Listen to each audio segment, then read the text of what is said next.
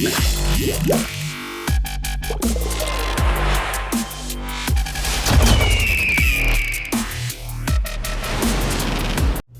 what you're gonna need to set up your fly rod. You're gonna need fly line, backing, and of course, your leader. What's going on, everybody? We are back and we're talking about fly fishing, aka we're gonna be talking about the old fly rod today and how to set it up. What's so special about this is my cousin Nick hit me up. He's like, "Hey, dude, I got an opportunity of a lifetime. I know you ain't got a fly rod yet, and you want to get into it, right?" So I have this Fenwick Woodstream 6-weight fly rod, and I could not say no. So I hit up my buddy Matt, who is the fly fishing expert. Step number 1 is going to be putting that backing on the actual reel or the spool itself via the arbor knot. Dylan's got a 20-pound backing here. That is generally best practice. Nice. Based on that 6-weight fly rod. And to top off our fly rod reel combo, we have this Martin reel. And Matt is going to go ahead and show you how to attach that backing to your spool.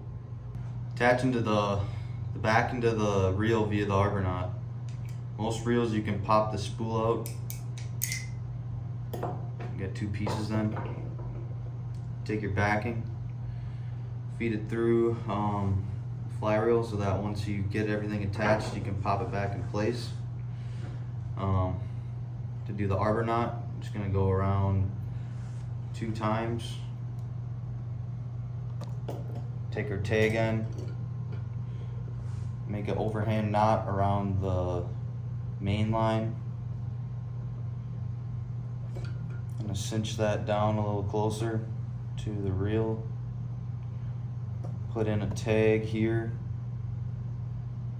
I'm going to do a figure 8 knot, which is an extra twist through there. Cinch that down and just tighten her up right onto the reel.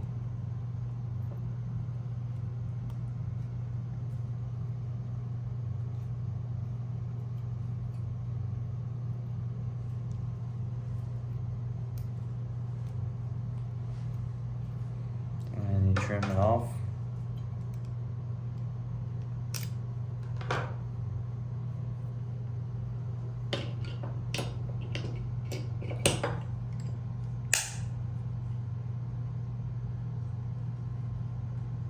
Step number 2 is going to be reeling in that backing onto the spool itself.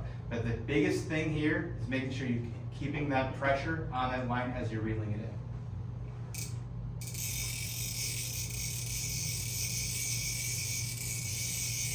Five minutes later. Again, we're going to put the whole 100 yards on this. Why? Because we're using a 6-weight fly rod. We're going to do a double overhand knot on both ends, the backing and the fly line. On the backing end, we're going to make sure that we take out enough line so that we make a loop big enough to go around the fly line box. You'll see how that comes into play in a second here. Double overhand knot. Make a pretty big loop there. And then we'll do the same thing on this one, except this fly line knot can be quite a bit smaller.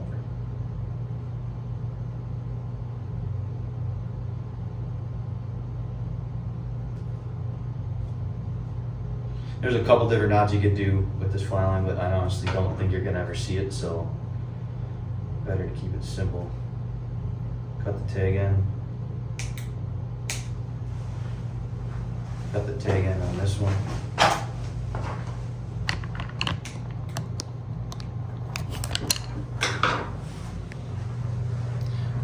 And what you're gonna do is you're gonna take your backing loop, put that through this one.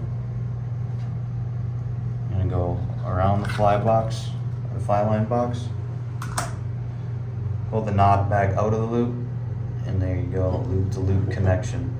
Our next step's going to be is basically get your buddy and reeling in this line. So let's go ahead and get this started. And again, making sure we keep pressure here. So I'm going to have to make sure. And I don't have a pencil here in this situation, so this is going to get a little wonky.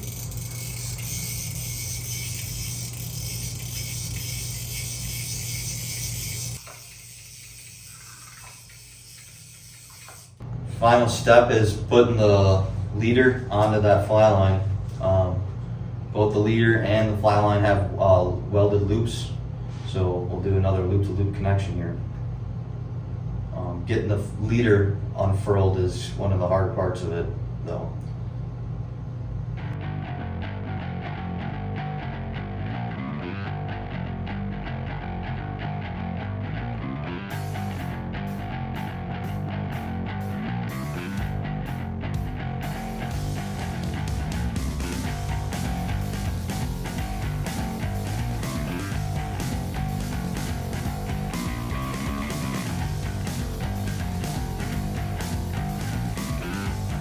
Dylan's got himself a 7.5 foot 2X taper leader here. 2X gives you a 10-pound test at the very tip of that, where you would attach your fly or additional leader to. The welded loop of the fly line gets attached like so to the leader. You put the leader loop over the top of the fly line loop, find your tag end from your leader, and put that tag end through the welded loop. And pull all that whole leader through that welded loop. You can get another loop-to-loop connection. Should last you pretty well.